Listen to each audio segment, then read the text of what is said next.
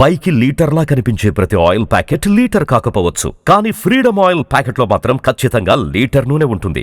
ఓం శ్రీరామ రామ రామేతి రమే రామే మనోరమే సహస్రనామ తత్తుల్యం రామనామ వరాననే. వావ్, శ్రీరాముడి శ్లోకాలతో స్టార్ట్ చేసాం అనమాట. Very nice. వినాయకుడిని పూజించడం అనేది ప్రథమంగా ఉంటుంది కాబట్టి వినాయకుడి శ్లోకాలు ఏమైనా వచ్చా? ఓం సర్వ విఘ్న వినాశాయ సర్వ కళ్యాణ హేతదే పార్వతీ ప్రియ పుత్రాయ గణేశాయ నమో నమః. ఎంత చక్కగా చిన్న బుజ్జిగా ఉన్న అమ్మాయి ఎంత చక్కగా చెప్తుంది నిజంగా. ఇప్పుడు మనకి శ్రీరామనవమి రాబోతోంది కాబట్టి నువ్వు ఇంకా శ్రీరాముడికి సంబంధించి ఇంకేమైనా నేర్చుకున్నావా? ఏతాం రామ బలోపేతాం రక్షాం యస్సు కృతి పఠేత్ సచిరాయుః సుఖీ పుత్రి విజయీ వినయీ భవేత్. ఏ పుణ్యాత్ములు రామబల సంపన్నమైన శ్రీరామ రక్షా స్తోత్రాన్ని పఠిస్తారో వారు దీర్ఘాయువుతో సుఖవంతులు, పుత్రవంతులు, విజయశీలురు, వినయ సంపన్నులు అవుతారు. ఇక దశావతారాల్లో శ్రీ మహావిష్ణువు యొక్క 7వ అవతారంగా రావణ సంహారణార్థమై శ్రీరాముడు వసంత ఋతువులో చైత్రమాసం శుక్లపక్షం శుద్ధ నవమి నాడు పునర్వసు నక్షత్రపు కర్కాటక లగ్నంలో కౌసల్యాదేవికి జన్మించారు. ప్రతి సంవత్సరం ఈ రోజునే శ్రీరామనవమి పండుగలా జరుపుకుంటాము. శ్రీరామనవమి రోజున శ్రీ సీతారామ కళ్యాణం చేయించిన, చూసిన, అక్షతలు శిరస్సు పైన ధరించిన సకల దేవతల అనుగ్రహం పొంది సమాజం వర్ధిల్లుతుంది, అష్టైశ్వర్యాలు సిద్ధిస్తాయి. హాయ్, హలో, నమస్తే, వెల్కమ్ టు సుమన్ టీవీ. నేను మానస. ఈరోజు మన స్టూడియోస్లో ఒక స్పెషల్, ఒక బుజ్జి గెస్ట్ సిద్ధంగా ఉన్నారు. చదువుతుంది 4వ తరగతే, కానీ భగవద్గీత మొత్తం కూడా చదివేసింది. తెలుగులో మనకి అర్థాలతో సహా చెప్తుందనమాట. అవార్డ్స్ కూడా వచ్చాయి. మరి తనకి ఏమేమి అవార్డ్స్ వచ్చాయి, ఈ ఇంట్రెస్ట్ తనకి ఎలా వచ్చింది, పేరెంట్స్లో ఎవరు ఎక్కువగా సపోర్ట్ చేస్తూ ఉంటారు, ఇలాంటి విషయాలన్నీ కూడా మన బుజ్జి గెస్ట్ని అడిగి తెలుసుకుందాం. తన పేరు చేతన. హలో చేతన, నమస్తే. నమస్కారం అండి. నమస్కారం చేతన. సో చేతన, నువ్వు 4th క్లాస్ చదువుతున్నావా? అవునండి. ఓకే. అండ్ చక్కగా భగవద్గీత కావచ్చు, ఇంకా మన హిందూ సంస్కృతి సంప్రదాయాలకు సంబంధించి ఎన్నో విషయాలు నీకు ఇప్పుడే తెలుసుకుంటూ ఉన్నావు, కరెక్టా? సో మరి ఇవన్నీ కూడా భగవద్గీత కావచ్చు, ఇంకా ఇవన్నీ శ్లోకాలు, నువ్వు దేవుడికి సంబంధించినటువంటి పద్యాలు, ఇవన్నీ నీకు ఎవరు నేర్పిస్తూ ఉంటారు? మా అమ్మ నాన్నగారు నేర్పిస్తూ ఉంటారు. ఓకే. మరి భగవద్గీత మొత్తం కూడా తెలుగు అర్థాలతో సహా చెప్తావంట కదా? అవునండి. అది ఎవరు నేర్పించారు? చిన్నప్పుడు మా అమ్మ నాన్నగారు పూజ చేసుకున్నప్పుడు చిన్న చిన్న శ్లోకాలు చెప్తూ ఉండేవారండి. అవి విని నేను నేర్పించకుండానే నేనే రిపీటెడ్గా చెప్పేసేదాన్ని. అది చూసి కొంచెం పెద్ద శ్లోకాలు నేర్పించారు. అవి కూడా ఈజీగా నేర్చేసుకునేదాన్ని. అది చూసి భగవద్గీత శ్లోకాలు కాకుండా అర్థాలతో పాటు నేర్పిస్తే బాగుంటుందని అమ్మ నాన్నగారు భగవద్గీత శ్లోకాలు తెలుగు అర్థాలతో నేర్పించారండి. అవి కూడా ఈజీగా నేర్చుకోవడం వల్ల ప్రోగ్రామ్స్ చేయిస్తున్నారండి. ఓకే. మీ అమ్మగారు ఇంట్లో చదువుతూ ఉంటే విని ఇటే మళ్ళీ చెప్పేసేదాన్ని అని చెప్తున్నావు కదా రిపీటెడ్గా. నీకు అట్లా చిన్న చిన్నగా స్టార్టింగ్లో నేర్చుకున్నటువంటి పద్యాలు ఏమైనా గుర్తున్నాయా? శ్రీయః కాంతాయ కళ్యాణ నిధయే నిధయేర్థినాం శ్రీ వెంకట నివాసాయ శ్రీనివాసాయ మంగళం. ఓం శ్రీరామ రామ రామేతి రమే రామే మనోరమే సహస్రనామ తత్తుల్యం రామనామ వరాననే. వావ్, శ్రీరాముడి శ్లోకాలతో స్టార్ట్ చేసాం అనమాట. Very nice. ముందుగా ఏ పూజ చేసినా మన ఇళ్ళల్లో వినాయకుడిని పూజించడం అనేది ప్రథమంగా ఉంటుంది కాబట్టి వినాయకుడి శ్లోకాలు ఏమైనా వచ్చా? ఓం సర్వ విఘ్న వినాశాయ సర్వ కళ్యాణ హేతదే పార్వతీ ప్రియ పుత్రాయ గణేశాయ నమో నమః. Wow, super. ఎంత చక్కగా చిన్న బుజ్జిగా ఉన్న అమ్మాయి ఎంత చక్కగా చెప్తుంది. నిజంగా చాలా స్పష్టంగా చాలా బాగా చెప్తున్నా తెలుసా. కాంప్లిమెంట్స్ ఇచ్చారా చాలా మంది. ఇప్పుడు మనకి శ్రీరామనవమి రాబోతోంది కాబట్టి నువ్వు శ్రీరాముడితోనే స్టార్ట్ చేసావు. ఇంకా శ్రీరాముడికి సంబంధించి ఇంకేమైనా నేర్చుకున్నావా? ఏతాం రామ బలోపేతాం రక్షాం యస్ సుకృతి పఠేత్ సచిరాయుః సుఖీ పుత్రి విజయీ వినయీ భవేత్. ఏ పుణ్యాత్ములు రామబల సంపన్నమైన శ్రీరామరక్షా స్తోత్రాన్ని పఠిస్తారో వారు దీర్ఘాయువుతో సుఖవంతులు, పుత్రవంతులు, విజయశీలురు, వినయ సంపన్నులు అవుతారు. రామనామ వైభవాన్ని ఆ పరమేశ్వరుల వారు చెప్పారని మన పురాణాలు చెబుతున్నాయి. పురాతన హిందూ కాలమానం ప్రకారం చైత్రశుద్ధ నవమి నాడు శ్రీరాముని వివాహం జరిగిందని, అలాగే శ్రీరామనవమి అంటే శ్రీరాముడు జన్మించిన రోజు అని మన పురాతన గ్రంథాలు చెబుతున్నాయి. ఇక దశావతారాల్లో శ్రీ మహావిష్ణువు యొక్క 7వ అవతారంగా రావణ సంహారణార్థమై శ్రీరాముడు వసంత ఋతువులో చైత్రమాసం శుక్లపక్షం శుద్ధ నవమి నాడు పునర్వసు నక్షత్రపు కర్కాటక లగ్నంలో కౌసల్యాదేవికి జన్మించారు. ప్రతి సంవత్సరం ఈ రోజునే శ్రీరామనవమి పండుగలా జరుపుకుంటాము. శ్రీరామనవమి రోజున శ్రీ సీతారామ కళ్యాణం చేయించిన, చూసిన, అక్షతలు శిరస్సు పైన ధరించిన సకల దేవతల అనుగ్రహం పొంది సమాజం వర్ధిల్లుతుంది, అష్టైశ్వర్యాలు సిద్ధిస్తాయి, సంతానం కలుగుతుంది. శ్రీ సీతారామ కళ్యాణాన్ని చూసేందుకు మనమే కాదు సకల లోకాల దేవతలు దివి నుంచి భువికి దిగి వస్తారంట.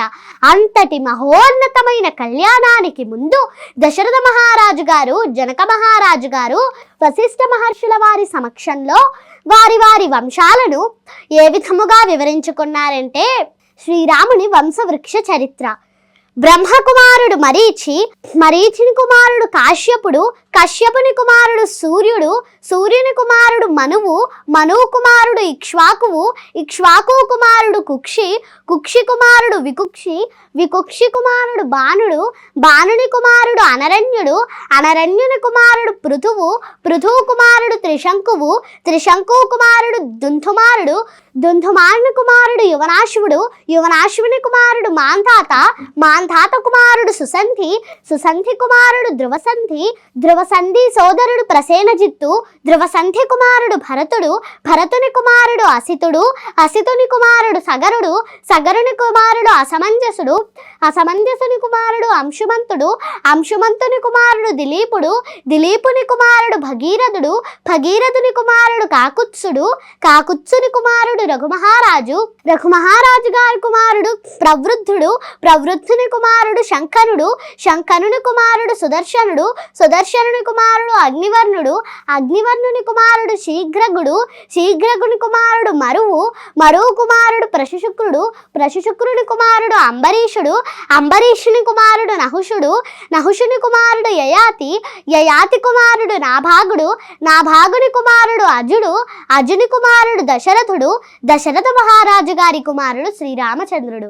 అది విన్న తరువాత సీతాదేవి తండ్రి గారైన జనక మహారాజు గారు వశిష్ఠ మహర్షుల వారి సమక్షంలో తన వంశావళిని ఏ విధముగా వివరించుకున్నారంటే, నిమి కుమారుడు మిథి, మిథి కుమారుడు జనకుడు, జనకుని కుమారుడు ఉదావసువు, ఉదావసువు కుమారుడు నందివర్ధనుడు, నందివర్ధనుని కుమారుడు సుకేతువు, సుకేతువు కుమారుడు దేవరాతుడు, దేవరాతుని కుమారుడు బృహద్రథుడు, బృహద్రథుని కుమారుడు మహావీరుడు, మహావీరుని కుమారుడు దృష్టకేతువు, మహావీరుని కుమారుడు సుధృతి, సుధృతి కుమారుడు దృష్టకేతువు, దృష్టకేతువు కుమారుడు హర్యశ్వుడు, హర్యశ్వుని కుమారుడు మరువు, మరువు కుమారుడు ప్రతీంథకుడు, ప్రతీంథకుని కుమారుడు కీర్తిరథుడు, కీర్తిరథుని కుమారుడు దేవమీఠుడు, దేవమీఠుని కుమారుడు విభుతుడు, విభుతుని కుమారుడు మహీత్రకుడు, మహీత్రకుని కుమారుడు కీర్తిరాతుడు, కీర్తిరాతుని కుమారుడు మహారోముడు, మహారోముని కుమారుడు స్వర్ణరోముడు, స్వర్ణరోముని కుమారుడు హ్రస్వరోముడు, హ్రస్వరోముని కుమారుడు జనక మహారాజు గారు, జనక మహారాజు గారి సోదరుడు కుశధ్వజుడు, జనక మహారాజు గారి కుమార్తె సీతాదేవి.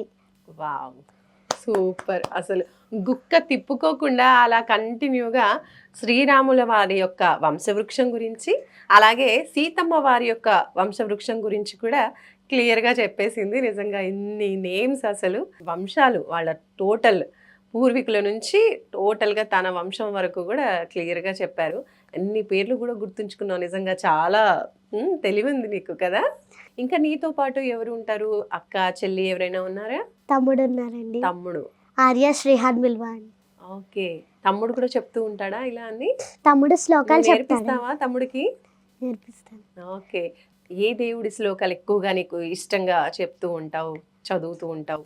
భగవద్గీత శ్లోకాలు ఇష్టమండి. ఓకే, భగవద్గీతలో అన్నీ కూడా నేర్చేసుకున్నావు.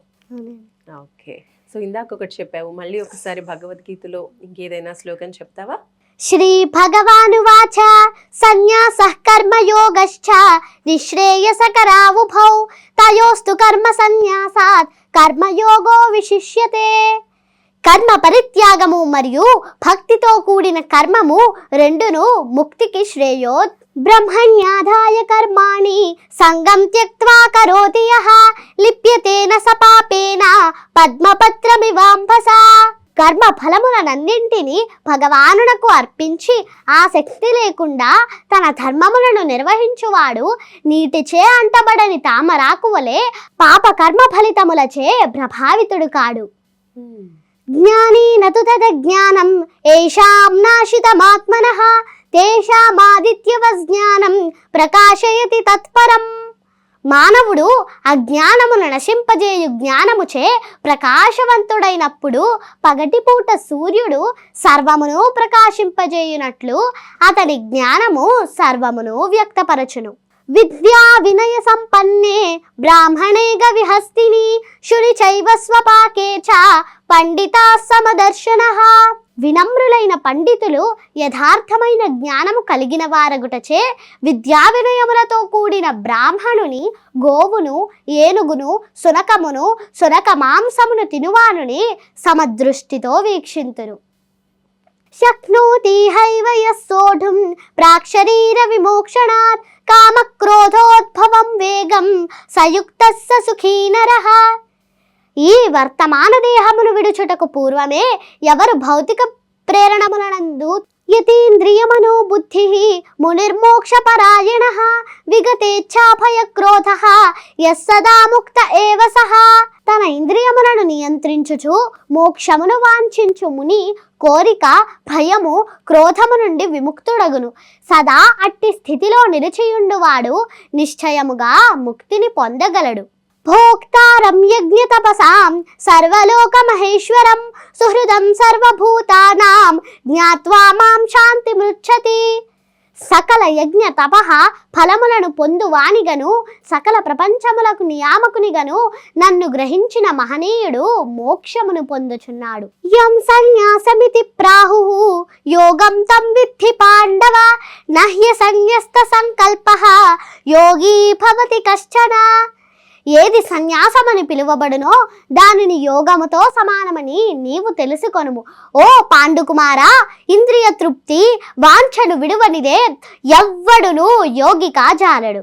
యుక్తాహార విహారస్య యుక్తచేష్టస్య కర్మసు యుక్త స్వప్నావబోధస్య యోగో భవతి దుఃఖః.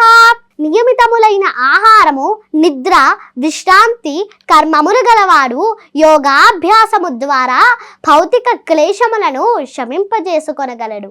యథా దీపో నివాతస్థః నింగతి సోపమా స్మృతా యోగినో యథ చిత్తస్య యుంజతో యోగమాత్మనః.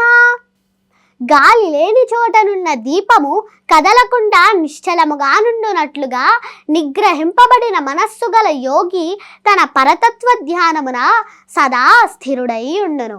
చాలా చక్కగా ఒక్క శ్లోకం చెప్పమన్నాను, చాలా చెప్పింది కదా. చాలా బాగా చెప్పావు నాన్న, చాలా బాగా చెప్పావు. చేతన పేరుకి తగ్గట్టే చాలా చక్కగా అన్నీ కూడా, పేరు కూడా చాలా మీనింగ్ఫుల్గా ఉంది. ఫస్ట్ ఆఫ్ ఆల్ నీ పేరుకున్న అర్థం ఏంటో తెలుసా? చేతన. చాలా మందికి వాళ్ళ వాళ్ళ పేర్ల యొక్క అర్థాలు తెలియదు, కొంతమంది తెలుసుకోవడానికి ఇంట్రెస్ట్ చూపిస్తూ ఉంటారు. చేతన అంటే చెప్పు ఏంటో? చైతన్యం అండి. చైతన్యం ఉత్తేజం కదా. చాలా బాగుంది, అందుకే అన్నాను పేరుకి తగ్గట్టుగా చాలా చక్కగా అన్నీ కూడా నేర్చుకుంటూ ఉన్నావు, చాలా బాగా చెప్తూ ఉన్నావు.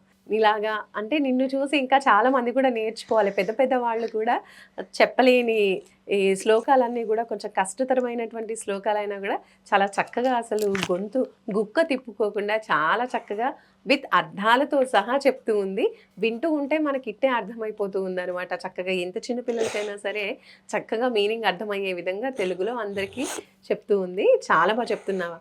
ఎలా అంటే ఒక పండితులు ఎలా చెప్తూ ఉంటారో అలా చెప్తున్నట్టు అనిపిస్తుంది నాకైతే. చాలా బాగుంది నాన్న. ఇంకా మంచి మంచి ఇలాంటి మన హిందూ సంప్రదాయానికి సంబంధించిన ఇంకా ఎన్నో విషయాలు నువ్వు ఇలాగే నేర్చుకుంటూ చదువుకుంటూ అందరికీ కూడా ఇన్స్పిరేషన్గా ఉండాలని కోరుకుంటున్నాను.